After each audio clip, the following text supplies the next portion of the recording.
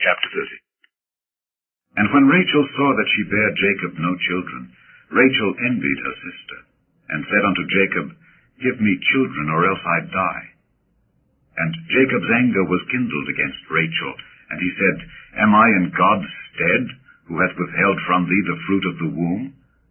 And she said, Behold my maid Bilhah, go in unto her, and she shall bear upon my knees, that I may also have children by her. And she gave him Bilhah her handmaid to wife, and Jacob went in unto her.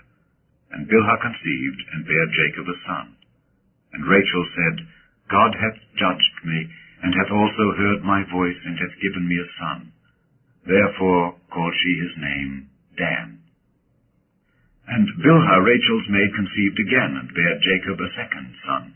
And Rachel said, With great wrestlings have I wrestled with my sister, and I have prevailed. And she called his name Naphtali. When Leah saw that she had left bearing, she took Zilpah her maid, and gave her Jacob to wife. And Zilpah, Leah's maid, bare Jacob a son. And Leah said, A troop cometh. And she called his name Gad. And Zilpah, Leah's maid, bare Jacob a second son. And Leah said, Happy am I, for the daughters will call me blessed. And she called his name Asher.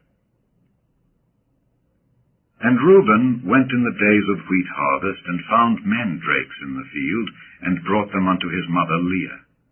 Then Rachel said to Leah, Give me, I pray thee, of thy son's mandrakes. And she said unto her, Is it a small matter that thou hast taken my husband? And wouldest thou take away my son's mandrakes also? And Rachel said, Therefore he shall lie with thee tonight for thy son's mandrakes. And Jacob came out of the field in the evening, and Leah went out to meet him, and said, Thou must come in unto me, for surely I have hired thee with my son's mandrakes. And he lay with her that night. And God hearkened unto Leah, and she conceived and bare Jacob the fifth son. And Leah said, God hath given me my hire, because I have given my maiden to my husband. And she called his name Issachar. And Leah conceived again, and bare Jacob the sixth son. And Leah said, God hath endued me with a good dowry. Now will my husband dwell with me, because I have borne him 6 sons. And she called his name Zebulun. And afterward she bare a daughter, and called her name Dinah. And God remembered Rachel, and God hearkened to her, and opened her womb. And she conceived and bare a son, and said, God hath taken away my reproach. And she called his name Joseph, and said, The Lord shall add to me another son. And it came to pass, when Rachel had borne Joseph, that Jacob said unto Laban, Send me away, that I may go unto mine own place, and to my country. Give me my wives and my children, for whom I have served thee, and let me go, for thou knowest my service which I have done thee.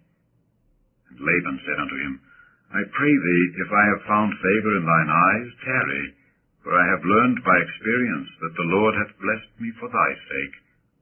And he said, Appoint me thy wages, and I will give it. And he said unto him, Thou knowest how I have served thee, and how thy cattle was with me. For it was little which thou hadst before I came, and it is now increased unto a multitude. And the Lord hath blessed thee since my coming, and now when shall I provide for mine own house also? And he said, What shall I give thee? And Jacob said, Thou shalt not give me anything. If thou wilt do this thing for me, I will again feed and keep thy flock. I will pass through all thy flock today, removing from thence all the speckled and spotted cattle, and all the brown cattle among the sheep, and the spotted and speckled among the goats, and of such shall be my hire. So shall my righteousness answer for me in time to come, when it shall come for my hire before thy face. Every one that is not speckled and spotted among the goats, and brown among the sheep, that shall be counted stolen with me. And Laban said, Behold, I would it might be according to thy word. And he removed that day the he-goats that were ring-straked and spotted, and all the she-goats that were speckled and spotted, and every one that had some white in it, and all the brown among the sheep, and gave them into the hand of his sons. And he set 3 days' journey betwixt himself and Jacob fed the rest of Laban's flocks. And Jacob took him rods of green poplar, and of the hazel and chestnut tree, and filled white strakes in them, and made the white appear which was in the rods. And he set the rods which he had pilled before the flocks in the gutters and the watering troughs when the flocks came to drink, that they should conceive when they came to drink. And the flocks conceived before the rods, and brought forth cattle ring-straked, speckled, and spotted. And Jacob did separate the lambs, and set the faces of the flocks toward the ring-straked, and all the brown in the flock of Laban. And he put his own flocks by themselves, and put them not unto Laban's cattle.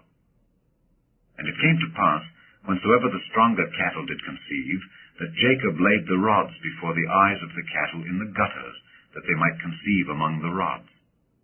But when the cattle were feeble, he put them not in. So the feebler were Laban's, and the stronger Jacob's. And the man increased exceedingly, and had much cattle, and maidservants, and menservants, and camels, and asses.